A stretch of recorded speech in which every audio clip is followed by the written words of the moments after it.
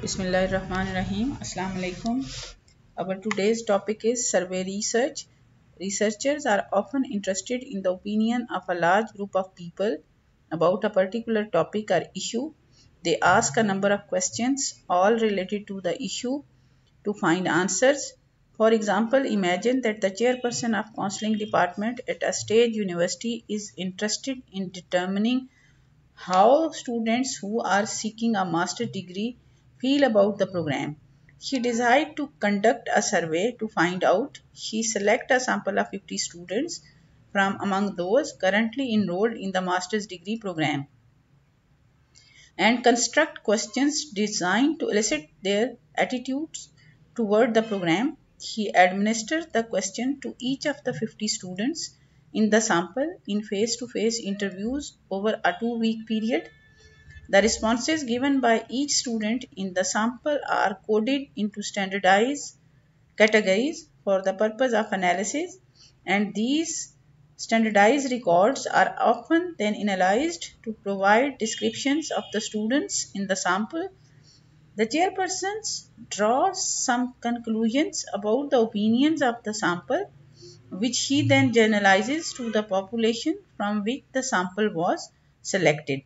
In this case, all the graduate students seeking a master's degree in counseling from this university. This example illustrates the three major characteristics that most survey possesses.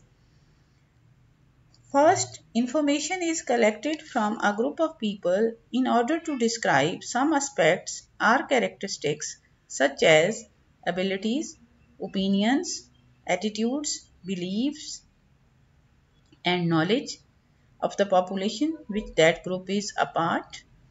Secondly, the main way in which the information is collected is through asking questions. The answers to these questions by the members of the group constitute the data of the study. Information is collected from a sample rather than from every member of the population. Why are surveys conducted? The major purpose of survey is to describe the characteristic of a population. In essence, what researchers want to find out is how the members of a population distribute themselves on one or more variables. For example, age, ethnicity, religious preference, attitude towards school. As in other types of research, of course, the population as a whole is rarely studied. Indeed, a selected sample of respondents is surveyed and a description of the population is inferred from what is found out about the sample. For example, a researcher might be interested in describing how certain characteristics such as age, gender, ethnicity, political involvement, and so on of teachers in a city high schools are distributed within the group. The researchers would select a sample of teachers from inner city high school to survey. Generally, in a descriptive survey such as this, researchers are not so much concerned with why the observed distribution exists as with what the distribution is. Types of survey. There are two major types of survey, a cross-sectional survey and a longitudinal survey. A cross-sectional survey collects information from a sample that has been drawn from a predetermined population. Furthermore, the information is collected at just one point in time. Although the time it takes to collect all of the data may take anywhere from a day to a few weeks or more, thus a professor of mathematics might collect data from a sample of all the high school mathematics teachers in a particular state about their interest in earning a master's degree in mathematics from his university, or a student at 10, 13 or 16 years of age. All these groups could be surveyed at approximately the same point in time. When an entire population is surveyed, it is called a census survey. The prime example is the census survey conducted by the government of Pakistan. when selected group of people as a result of sample is called sampled survey.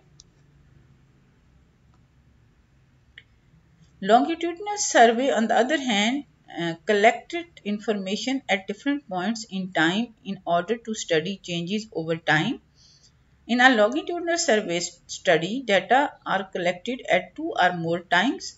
These surveys are extremely useful for studying the dynamics of a topic or an issue over time. Longitudinal studies require an extended commitment by the researcher and the participants. Some difficulties in conducting longitudinal studies include keeping track of sample members who over time and maintaining sample members' willingness to participate in the study. Types of longitudinal survey. Longitudinal survey studies can be categorized into four basic types. All collected data multiple times. However, they differ in how the researchers sample the population and administers the survey. A trend survey examines changes over time in a particular population of a defined by some particular trait or traits such as fourth graders, 12 years old, females from California who are currently graduating from high school and who are valedictorian of this class. Using a trend survey, the researcher is able to analyze changes in the attitude, beliefs, or behaviors within that particular population over time. For example, assume a researcher wants to study trends in female valedictorians' attitude towards gender equality. To provide information about the trend of the valedictorian's attitude, the researcher would select a sample of the female valedictorian in the current year and then select another sample each successive year until the study is complete. In other words, the survey would be administered annually and each annual sample would include female valedictorians graduating that year. A cohort survey involves one population selected at a particular time period. For example, female valedictorians of 2005, the first class to graduate after having spent 4 years of high school under the No Child Left Behind legislation. But multiple samples taken and surveyed at different points in time. For example, the researcher could identify 1400 female valedictorians in 2005 and send surveys to 300 randomly selected participants. Then in 2006, the researcher would return to the same population of 1400 valedictorians and again randomly select 300 participants to survey. Each sample could be compared of different valedictorians, although random sampling may result in some overlap, but all samples would be selected only from the population of female valedictorians from 2005. A panel survey involves a sample in which the same individuals are studied over time. For example, in a 3 years panel study of female valedictorians of the class 2000 who graduated from inner city high school in Los Angeles and San Francisco, the exact same individuals would be surveyed in each of the 3 years of the study. A frequent problem with panel studies and cohort studies to a lesser degree is loss of individuals from the study because of reallocation, name change, lack of interest, or death. This situation is especially problematic the longer a longitudinal study continue. A follow-up survey. A follow-up survey addresses development or change in a previously studied population sometime after the original survey was given. For example, a researcher who wanted to study female valedictorians in California a number of years after the original study was conducted would identify individuals who had participated in the original study and survey them again to examine changes in the attitudes, behaviors, or beliefs. Here is the step of conducting survey research. The first step is the planning of the survey. The second step is development and application of sampling plan. The third step is construction of interview schedule or questionnaire. The fourth step is data collection, and the fifth step is transcription or the translation of data, and next step is analysis, and the last step is drawing conclusions from the given information. First of all, stating the problem.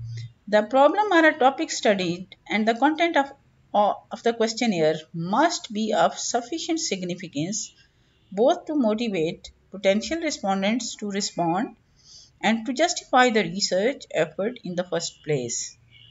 Questionnaires dealing with trivial issues such as the color of pencils preferred by fifth graders or the make of car favored by teachers usually end up in potential respondent circular files. In defining the topic, the researcher should set specific objectives indicating the kind of information needed, specific aspects of the topic, as well as the kind of questions to be formulated should be described. For example, suppose a school superintendent wants to know how high school teachers perceive their schools. He wants to conduct a study to help identify areas in the high school that can be improved. It is useful for the superintendent to begin by identifying important aspects of his general question. Then he can select questions to address each aspect. He can perhaps focus on four subtopics.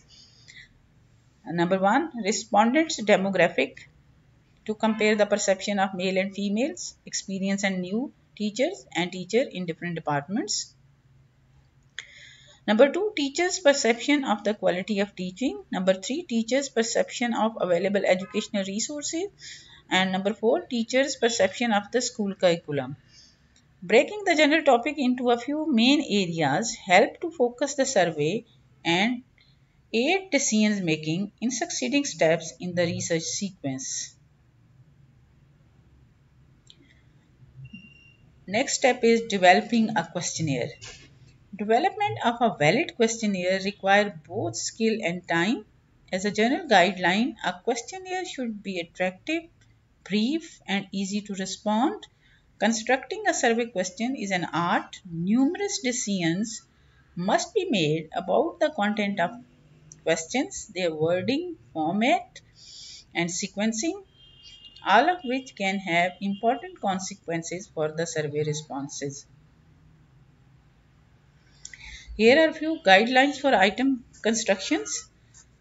Item constructions for question here is a straightforward process, but without careful attention to details, the items may be put together poorly and not provide the necessary data for the study. Before discussing item format, we consider general guidelines for item constructions. These are: except for possibly a few items that request background or demographic information, have the items directly relate to the research problems, questions, or hypotheses. Items are to be clear and unambiguous. Use terminology that the respondents will understand. Avoid vague words, technical terms, and jargons. Include only one concept in a single item. An example of violating this guideline would be: are you in favor of minimum competency testing for students and career leaders for teachers? Avoid the use of leading questions. These are questions with implied assumptions or anticipated outcomes. Often such items suggest a preferred response. An example of leading questions would be: are you in favor of relaxed discipline in the school, even though such disciplines undermines the moral development of youth? Avoid questions loaded with social or professional desirability. In essence, do not ask questions so that certain responses make respondents disapprove of themselves. An example of violating this guideline would be asking a teacher, do you have difficulty in maintaining a good learning climate in your classroom. Avoid questions that demand personal or delicate information. These items include requests for specific income information, possibly age of the respondent, or questions about the extent of involvement in illegal activities. Request only information that the respondent is able to provide. All items should fit the informational background of the respondent. Make the reading level of the item appropriate for the respondent. To the extent possible, use soft words rather than the hard words. For example, when surveying, teachers use correction or corrective actions rather than punishment. Shorter items are preferred in longer items, and simpler items are preferred to complex items. Rather than using a single detailed and complex item, use two or more shorter items. When requesting quantitative information, ask a specific number such as actual frequency rather than an average. The option for response to an item should be exhaustive. The option should be mutually exclusive. For some items, it is necessary to provide a middle of the road or the neutral response. The response option should fit the intent of the item. There is a tendency to overuse the strongly agree to strongly disagree set of response options. Question format. Response format survey. Questions may be structured or unstructured. Responses to structured questions are captured using one of the following response formats.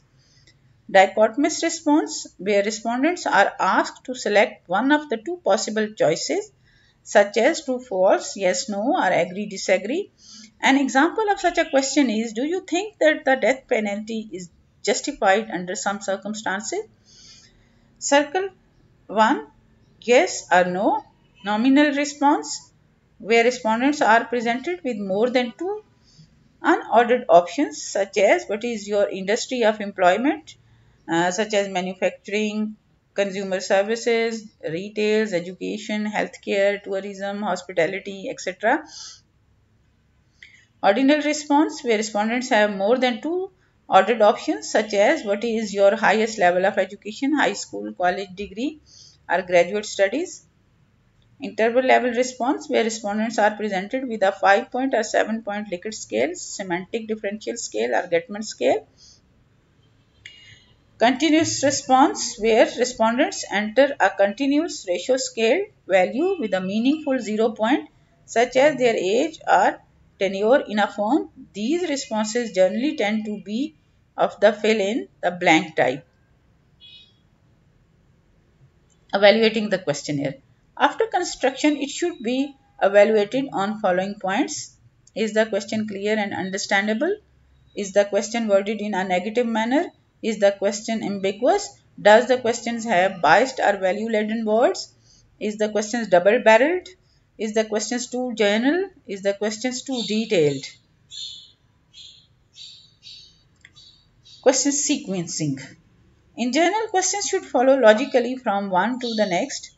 To achieve the best response rate, questions should flow from the least sensitive to the most sensitive, from the factual and behavioral to the attitudinal, and from the more general to the more specific. Some general rules for question sequencing are: start with easy, non-threatening questions that can be easily recalled. Good options are demographic, such as age, gender, education level for individual level survey, and firmographic, employee count, annual revenues, industries for firm level surveys. Never start with an open-ended questions. If following on historical sequence of event, follow a chronological order from earliest to latest. Ask about one topic at a time. When switching topic, use a transition such as the next section examines your opinion about. Examples of poor and better questions. Do you spend a lot of time studying? The better option is how much time do you spend each day studying? Another example, who do you think are more satisfied with teaching in elementary and secondary schools when of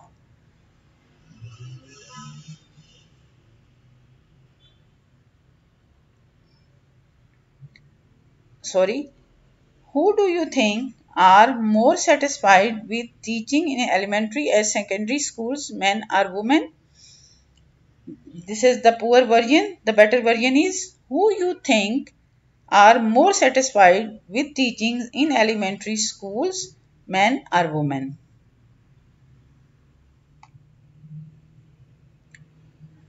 Another example, the poor version is what do you think is the principal reason schools are experiencing increasing students' absenteeism today? Better version, what do you think is the main reason students are absent from this year than previously? Another example, do you support the superintendent no smoking policy on campus grounds while school is in session? This is the poor version. The better version, do you support a no smoking policy on campus ground while school be in session?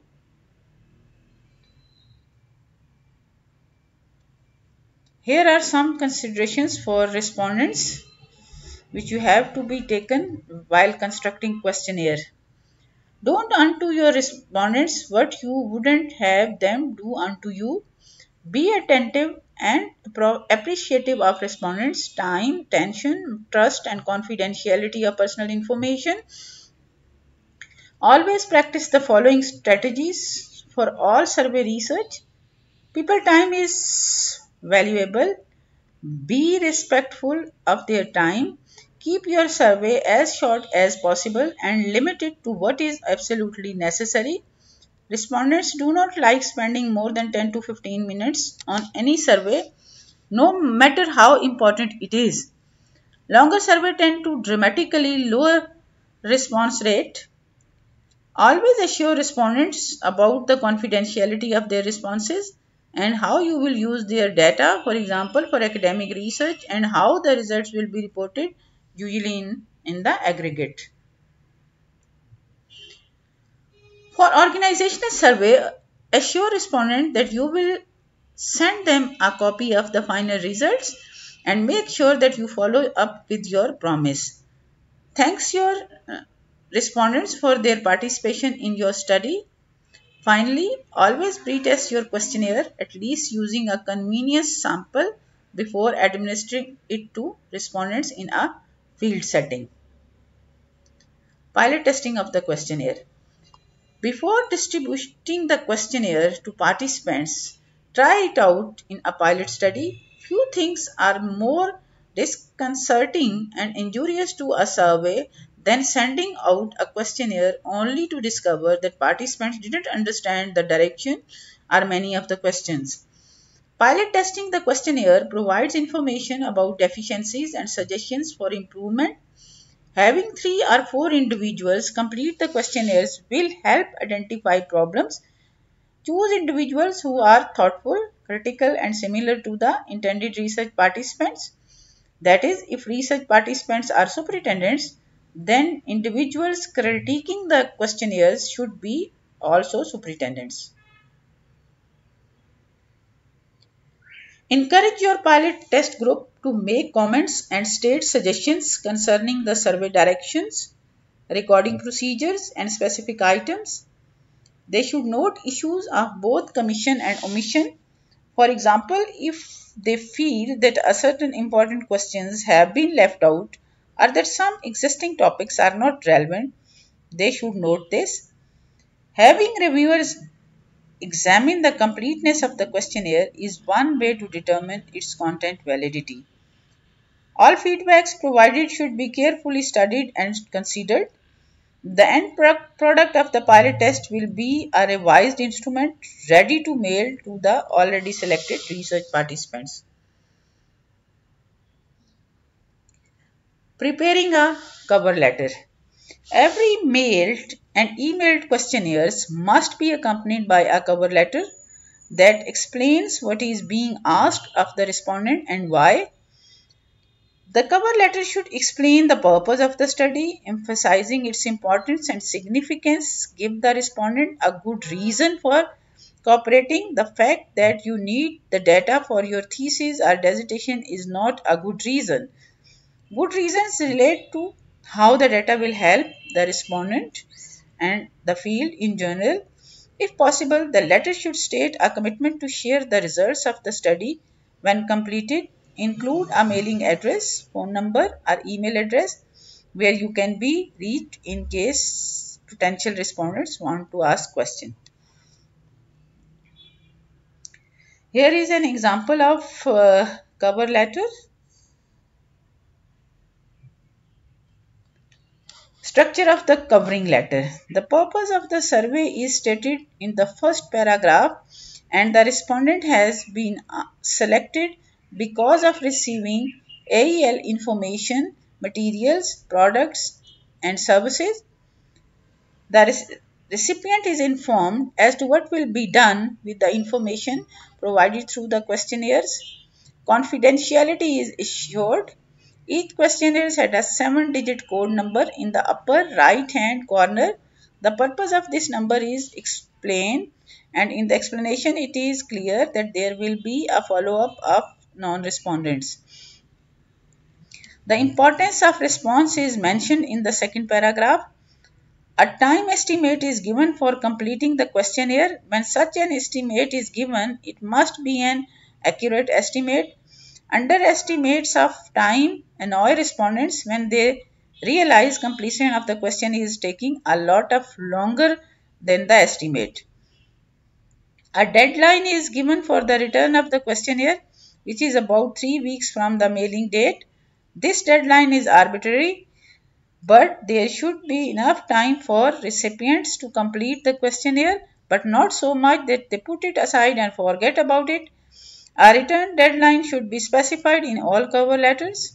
The recipient is reminded about the enclosed postage paid envelope, and enclosing such an envelope is requirement. Appreciation for completing the questionnaire is expressed. The cover letter is signed by a person in charge of the external evaluation. The cover letter is simply addressed. The letter fits easily on a single page, which essentially is the maximum length for a cover letter.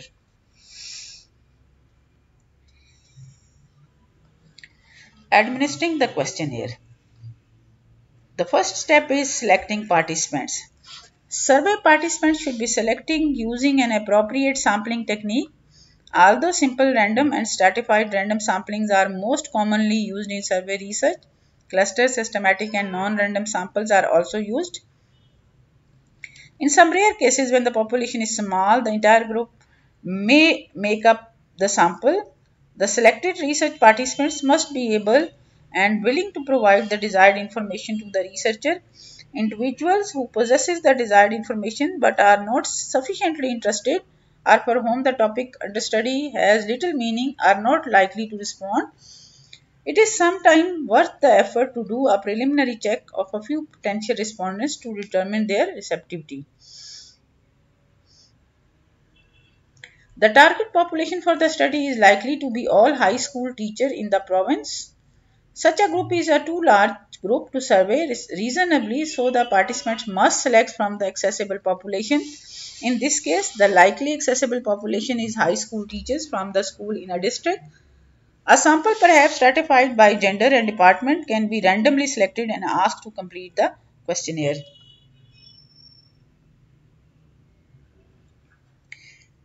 An important decision faced by all survey researchers is what method should be used to collect data. There are 5 approaches: mail, email, telephone, personal administration, and interview. Each approach has its own advantages and disadvantages. For example, mail advantages are inexpensive, can be confidential, are anonymous, easy to score most items, standardize items and procedures.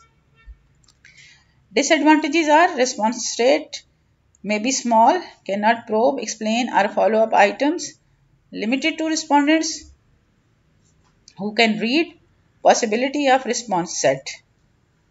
Next, email. Advantages are speedy results, easy to target respondents. Other advantages same as the mail.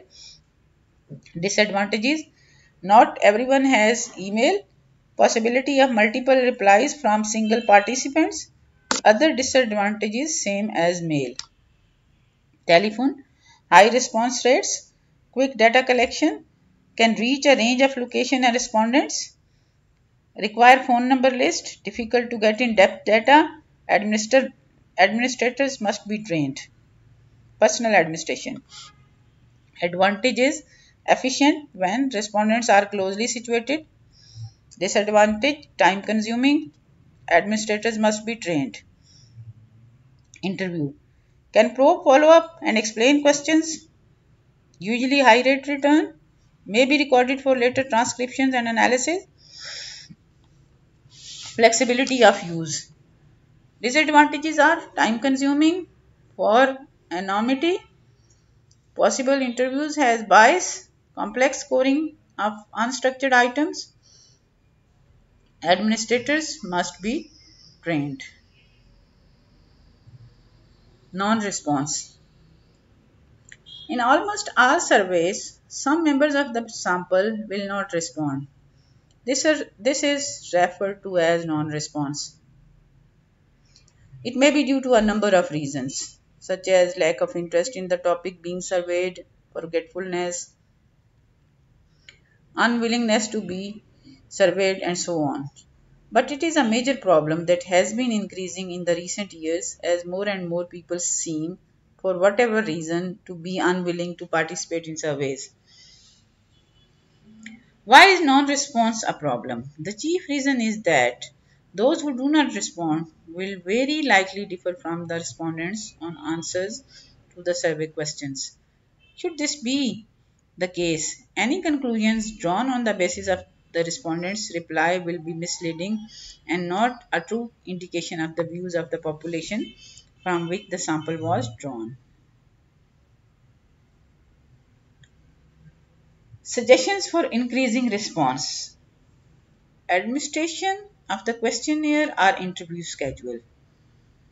Make conditions under the questionnaire administered as simple and convenient as possible for each individual in the sample. Be sure that the group to be surveyed knows something about the information you want to obtain. Ask questions in a very polite manner if you are using telephone. Do not use threatening tone. Format of the questionnaire. Be sure that the sufficient space is provided for respondents to fill in the necessary biographical data that is needed, such as age, gender, grade level, and so on. Specify in precise terms the objective the questionnaire or interview schedule is intended to achieve, exactly what kind of information is wanted from the respondents. Be sure each item in the questionnaire or interview schedule is related to one of the objectives of the study. That is, it will help obtain information about the objective. Use close-ended multiple choice rather than in addition to open-ended or free response questions. Ensure that no psychologically threatening questions are included. How much response rate is enough? If your topic is of interest, your questionnaire is well constructed, and your cover letter is well written, you should get at least an adequate response rate. Research suggests that first mailing will typically result in a 30% to 50% return rate, and a second mailing will increase the percentage by about 20%. Mailing beyond a second are generally not cost effective in that they each increase the percentage by about 10% or less. After a second mailing, it is usually better to use other approaches to obtain an acceptable percentages of returns. The rule of thumb for your survey response rate based on a good sample is 50%, Anything above 50% will increase the confidence with which you speak about your finding as a generalizable to the population from which your sample was developed. Tabulating questionnaire responses. The easiest way to tabulate questionnaire responses is to have participants mark responses to close-ended questions on a scannable answer sheet.